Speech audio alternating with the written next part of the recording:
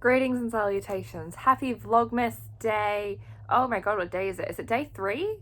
No, day 4. Day 4. Today I'm going to be reading and reacting to your unpopular Percy Jackson opinions. I'm actually really excited about this. Let's go. Not all girl characters that are single should join the Hunters, and we should have gotten POVs from everyone in Blood of Olympus and reunion scenes with Percy and Grover, Chiron, etc. I completely agree about not all girl characters that are single joining the Hunters.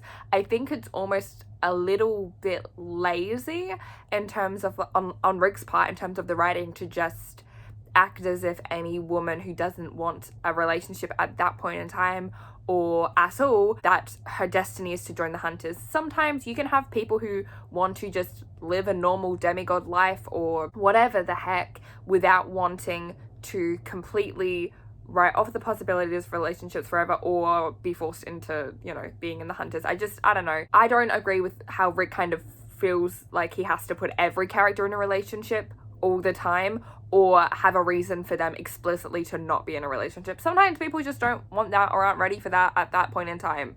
That's all. And I just wish that we saw that more in Rick's works. I do agree about the POVs in Blood of Olympus. I understand where Rick was going for in terms of having like Percy and Annabeth take the back seat, but I think it really hurt the book and the novel to not have their POVs, especially considering how traumatic Tartarus was and House of Hades was for them. We should have, even if they weren't POV characters for the whole novel, we should have gotten some character chapters for them. I would have forgiven if Blood of Olympus was maybe a little all over the place with certain characters only having a few chapters, where it's like rather than having a bunch throughout like the whole novel. I don't know, I would have forgiven that in Blood of Olympus to have every character, because I think that would have worked better than what we got. I am very vocal about the fact that I don't like Blood of Olympus very much though. Don't know how unpopular this is, but the brotherly relationship that Nico and Percy had is undermined by the not my type stuff. You're absolutely fucking right, and it bothers me. I don't like the not my type jokes, and I'm kind of really sick of them, to be honest. I think it really misses the point of that dynamic. Does every character need a love interest? Some of these ships really cute, but the romance in Heroes of Olympus is a bit over the top. I fucking agree. It actually really bothers me. I hated that Leo was forced into a relationship. You don't have to. Hazel and Frank are cute as hell. However, the fact that a 13-year-old was immediately, like a 13-year-old character was immediately put into a relationship with a 16-year-old is a bit uncomfy for me. That's literally the age Percy and Annabeth are in Sea of Monsters, and then the last Olympian. But also a 13-year-old character just shouldn't be put in a relationship immediately. That always bothers me. I think Jason and Piper were like fine. You can have a relationship besides Percy and Annabeth, but literally making every character, every other member of the Seven be put into a relationship and having like Leo's entire arc be about him finding a relationship really actually bothered me. Chiron said that he would teach Percy the mist thing when it is time. Percy never learned it. Maybe it's not time yet. We don't know. Maybe he never planned on teaching Percy and that was just his excuse of being like, yeah, I'll teach it when it's time. That would actually piss me off though. I wonder if Percy thinks about that. If it wasn't for Calypso, Percy and Leo would have been BFFs, same humor. I don't know if I completely agree. I think they would have got along a lot better had Calypso not, you know, been part of the equation, but I don't know if they would have been that close, because I think they may have been a bit too similar in terms of the humor. I think that they probably would have gotten on each other's nerves with that a little bit. Obviously not to the extent that they do in canon because of the Calypso stuff, but I still think they might have. Talia was an underutilized character. Correct. Oh, this is a long one. Okay, don't know if this is unpopular, but Leo seriously should have stayed single. I'm fine with Calypso as a character, but in my personal opinion, her relationship with Leo was rushed and not very satisfying. It almost took away from Leo's character. My ideal ending for the characters would be Calypso to end up with the Hunters of Artemis, because she spent hundreds of years waiting for romance to come to her and clinging on to heroes. It would have been touching to see her develop and come up with her own story that didn't depend on romance. I would have liked Leo to stay single, but if he had to get a girlfriend, I still ship him with Echo. I'm sad we never got to see more of her because she was genuinely a good person. I 100% agree with Leo should have stayed single. I don't think he should have ended up with Echo either. I 100% think Leo should have stayed single. I've said this before and I will say it again. The arc that I wanted for Leo was for him to have felt like a seventh wheel all throughout like the first few books, you know, that's fine, but I would have liked for his character arc to be him getting to a place where he's okay with being single and feels good enough just being himself, rather than feeling like he has to be in a relationship to fit in, or that his worth is determined by finding a relationship. That really bothers me as someone who is, you know, insecure for a long period of my life about the fact that I wasn't having the same relationship experiences as a lot of the people around me. I would have found so much solidarity if in Leo's character, if that was his arc, and I was so disappointed that because him getting together with Calypso does feel rushed. It does feel like it hurts Leo's character. Their relationship is super underdeveloped, super unhealthy in Trials of Apollo 2, and I'm not a fan, and I hated that being Leo's arc. Calypso joining the Hunters would have actually been really cool, because I agree that her story wouldn't have had to shouldn't depend on romance. However, as you know, referenced in an earlier thing, I don't like the idea that any character who's single has to join the Hunters of Artemis. I also have very publicly said that I think it would have been cool had Piper or Reyna lands on Calypso's island, because, you know, part of her curse is that, like, no man will ever find the island twice, okay, but a woman could. Think that would have been a cool arc, but maybe that's me being sapphic and wanting rep. Jason really isn't all that, and his death didn't hurt me. I mean, valid, I respect it. I disagree, his death hurt me deeply, but Jasper is a good ship, just very rushed and there wasn't development. Piper is underrated. I 100% agree with Piper being underrated. I think she's one of the most interesting characters in the entirety of the Ride-inverse, and I don't know why she's so overlooked. However, I disagree. I think the fact that Jasper is rushed and there was no development is why it's not a good ship. Okay, wait, I promise this is my last one, but the not my type jokes about Percy and Nico are extremely out of character. Percy wasn't shocked that he wasn't Nico's type. He was shocked that his longtime friend was coming out. In fact, it's canon that Percy is unhappy with his appearance. Percy wouldn't care if Nico didn't like him. He would probably even agree. I fucking agree. 100% everything you just said, I agree. Gaia was not a big threat. She died in like 30 seconds. Yeah, and it was super underwhelming, and that's one of my biggest problems with Blood of Olympus. In Titan's Curse, Bianca died for a brother's development. It only hurt us because we knew Nico wouldn't react well. Bianca should have been developed more so we could be attached to her as a character, so we could mourn her, not just feel pity for her brother Nico. I entirely agree. I don't have much an opinion on Cleo, as many people do, but I just hate how Leo did not see it important to go back and let his best friends know he was alive after the explosion in Blood of Olympus, but instead goes back to save this girl he doesn't know very well. It just seems incredibly inconsiderate and selfish. I kind of agree, to be honest. I think in terms of like trials, he does, like, you know, let them know when he can. I feel like he probably should have, if he could, sent a sign beforehand that he was alive, because they thought for like months that that boy was dead, and they really like mourned him, and that's not fair. Percy in Heroes of Olympus is exactly the kind of person that Percy and Percy Jackson and the Olympians hated. Percy and PJO hated jocks and guys like Heracles, but in Heroes of Olympus he said words like bro and was upset when he couldn't meet Heracles. It's almost like Rick forgot the original character. I think that most characters in Heroes of Olympus are written really out of character when compared to their characters in the first series, and I'm actually a big believer, as much as I love all of the sequel series and the spin-off series and the entirety of the Ride-inverse, I actually do believe that the story would have been better had it stopped after the first series. That's my unpopular opinion. The main battle in Blood of Olympus was straight up pathetic. Yeah. I hate Cleo. It went too fast, and it was as if Rick just quickly added Leo a partner so he could have one, when it would have been better to just make him a really good friend instead of having to get him in a relationship. I agree, once again, I fucking hate that Leo's entire arc around him being insecure about not being in a relationship just ended with him getting into a relationship. That's really shitty. That's bad writing. I'm sorry. Hazel and Frank are better than Piper and Jason. For the most part, I agree. I have my issues with Hazel and Frank as well, namely the age gap, but Piper and Jason isn't a ship I'm fond of. I think it was very rushed. There was no development. I had no attachment to them as a ship, so. I'm not very happy with the platonic relationships on the Argo too. We never really see Piper and Percy, Hazel and Annabeth, and the whole aspect of Leo and Jason was usually pushed off, even in The Lost Hero and Leo and Percy. I loved that part when Leo and Percy were talking on the pier or whatever in Rome. I wanted to see much more of that. I agree. Something that I dislike, especially in Heroes of Olympus, is that romantic relationships seem to be the only ones that are important or that we get actual time to develop and see. It really bothers me. This is why Magnus Chase I prefer quite a lot to Heroes of Olympus and is one of my favorite series in the Ride-inverse, is because Magnus Chase focuses a lot more on friendship and on platonic relationships. Especially the first book where Magnus doesn't even have a love interest, and that reminded me of the first Percy series that felt to me like it was mostly about platonic relationships and friendships. And the reason why Percabeth is my favorite ship is because it's rooted in friendship, and we saw that friendship develop over years before it became a romantic thing. Other demigods don't hold Percy in high enough regard. For what he's done, he should be worshipped by everyone. I don't agree with him being worshipped. He's their peer. I think worshipping anyone just as people is an unhealthy thing to do. I guess he should probably get more recognition, and I think it would help his self-esteem a lot if he did get more recognition for the people he did save and the worlds that he saved, because I know that he's very insecure and kind kind of dwells on the things he did wrong. I think he should get recognition for that. I do not think he should be worshipped by anyone. I'm not overly fond of Meg. I'm not either.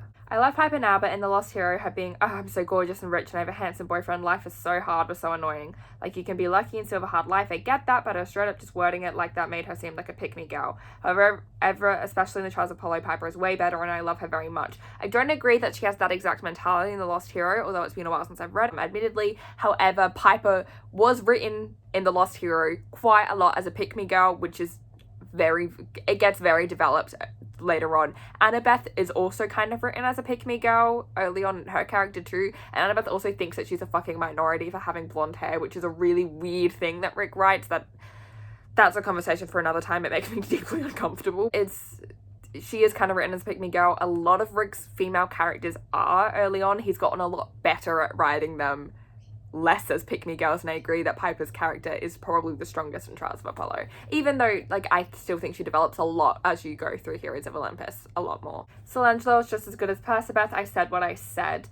I'm not going to say that you're wrong. I respect your opinion. I also don't think that that's an unpopular opinion. For me, again, the thing that I love about Percabeth is how much we saw that development, which we didn't get with Solangelo. This is why I would like to get more actual Solangelo content, because I feel like we had a little bit of them in Blood of Olympus, and then boom, they're like in a relationship now, and we didn't get to see that develop over time, which is my favorite part of ships, is like seeing the slow burn and whatever. So I would just like to see more of that dynamic at the forefront of a story, which hopefully we're going to get soon. I've never hated Jason as a character. I didn't love him, but I feel as if people overlook his efforts often. I actually agree. I don't hate Jason by any stretch of the means. I actually like Jason quite a lot. I just think he's a little boring in comparison to the other members of the Seven, and I don't connect with him as much as I connect to the other characters. That doesn't mean I dislike or hate Jason at all, and I don't think he's deserving of any of the hate he's gotten over the years. Percy didn't, and honestly still doesn't feel like himself after the original series. Still haven't read Tower of Nero, so I don't know how that changes, but something just feels off about his character. You're entirely right, and I completely agree. Same with Leo, currently rereading The Dark Prophecy. My child seems like a different human being, also starting to see how Cleo could be toxic and unhealthy.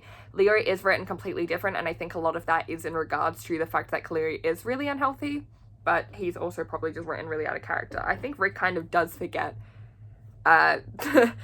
how he's written characters between series and between books, to be honest. I'm not sure if this is much of a hot take, but the fandom characterization of literally every single character is terrible. Yep.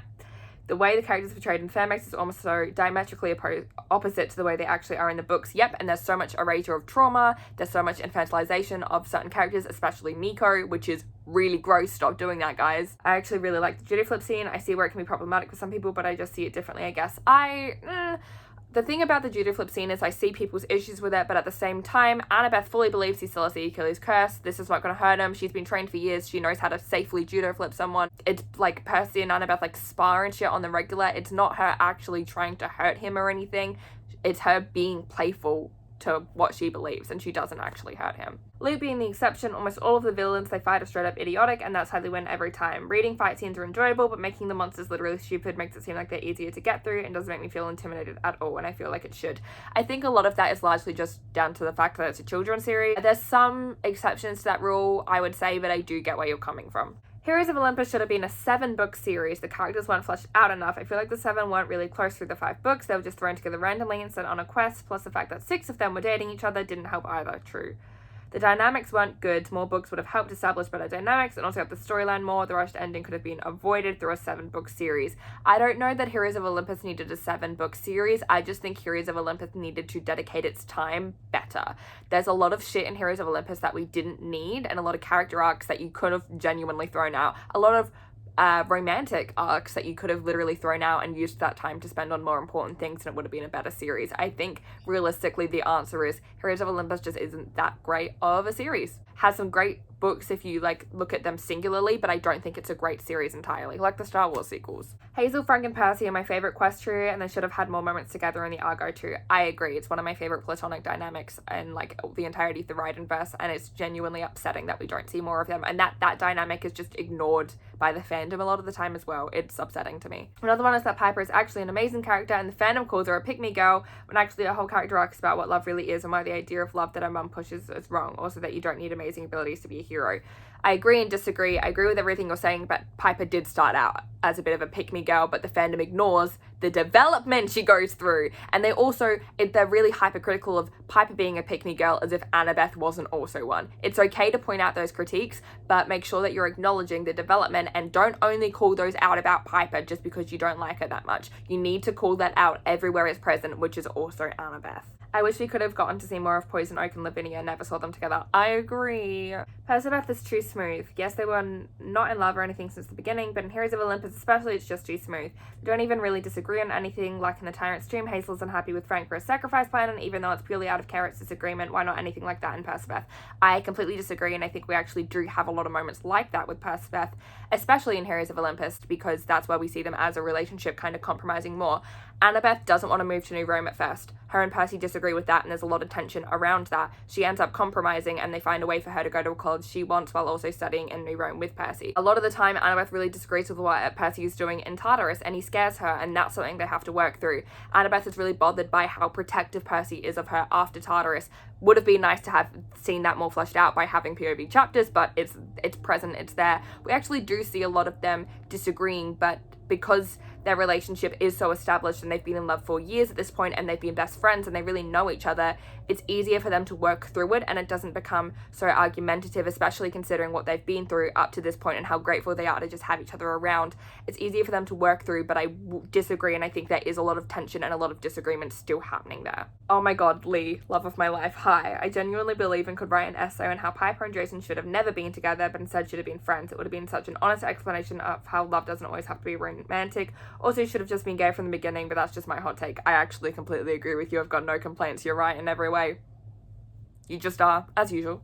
My unpopular opinion is that I really liked Jason, not as much as Leo or Percy, but I feel like people give him too much hate. I get that he was kind of bland, but he was still an important character and played some important roles in the series. I don't disagree. Selena and Luke aren't heroes. Yes, they came around to the end, but they still caused the deaths of tons of people. I agree. I wouldn't put Selena in the same category as Luke necessarily, but I wouldn't call Selena a hero either. I genuinely don't think Selena, even her heroic death, I don't think is actually from a selfless point of view. I think she probably would have continued being the spy had nothing happened to Beckendorf. She only stopped working for Luke as much because he broke his promise about Beckendorf, and therefore her intentions were kind of selfish. Obviously Selena was manipulated and stuff into it by Luke, so she's not as bad as Luke, but I would not call her a hero either. Luke can literally fucking suffer in the fields of punishment for forever though. Fuck that guy. I think Percy and Annabeth should have a high school impossible relationship, but halfway through college they realize they're more like best friends and that they will always be the best of friends.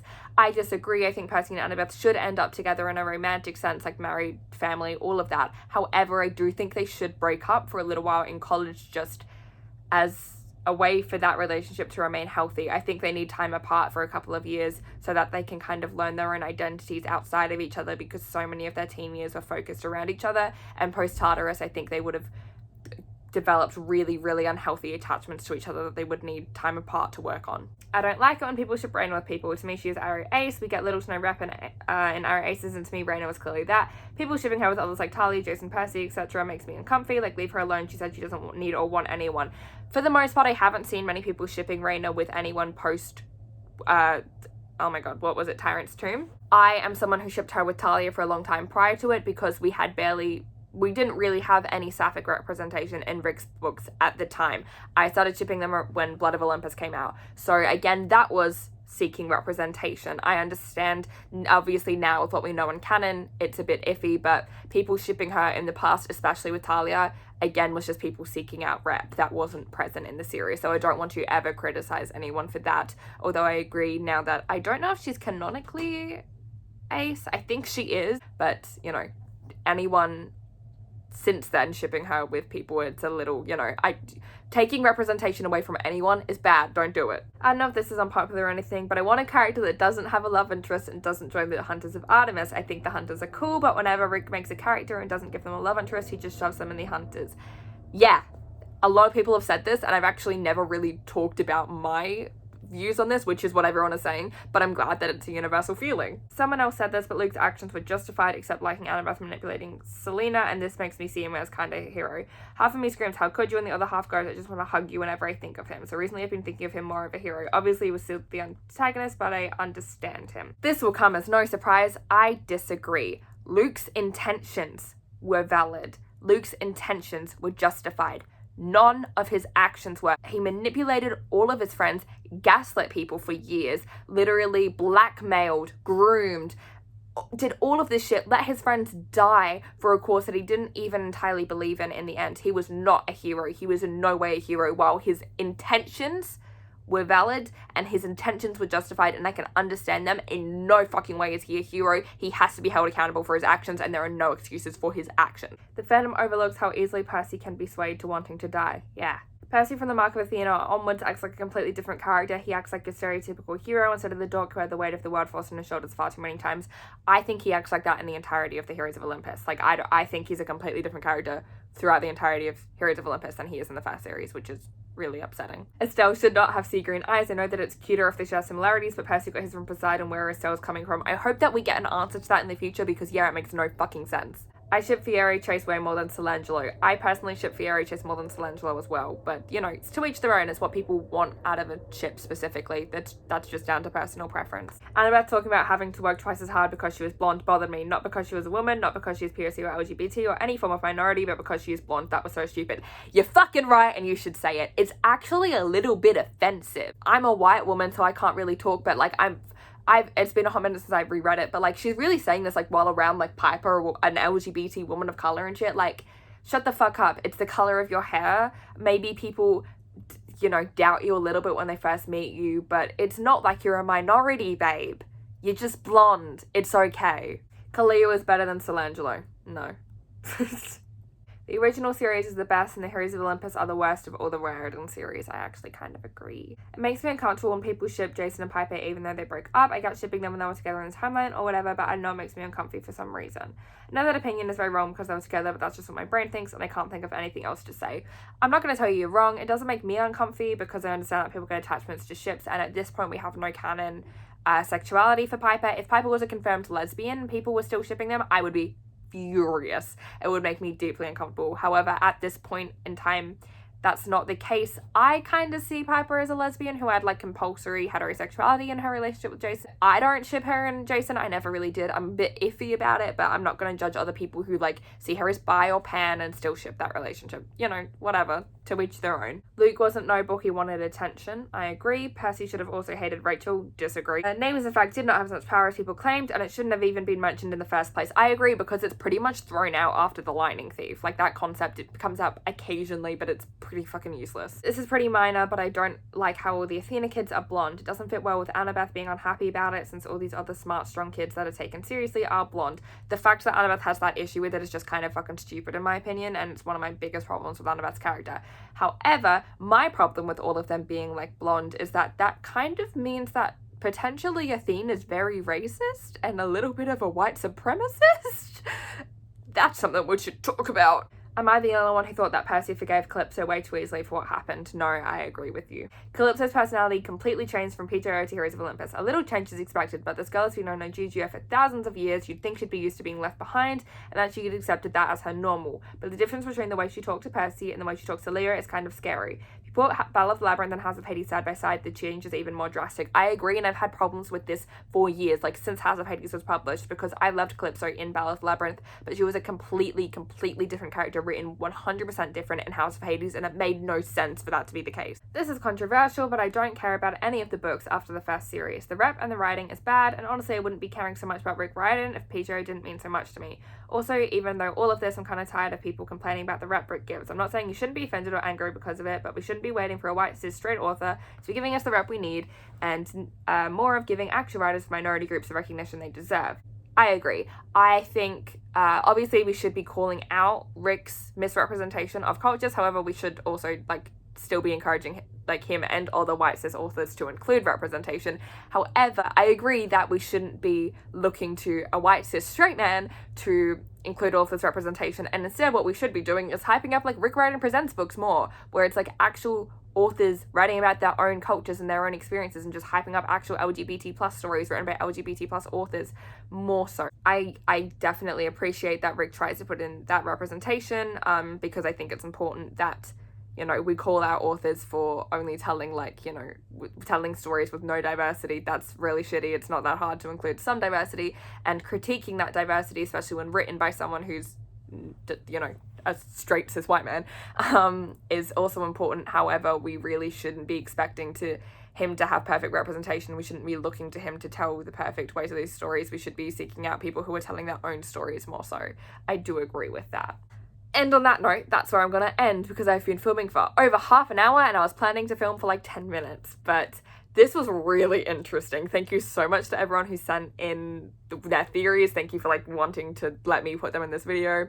Please just put your own like thoughts on other people's opinions in the comments. I'm really interested to have conversations about some of these. As always, I love you very much, and I'll see you very soon tomorrow. Bye. Mwah.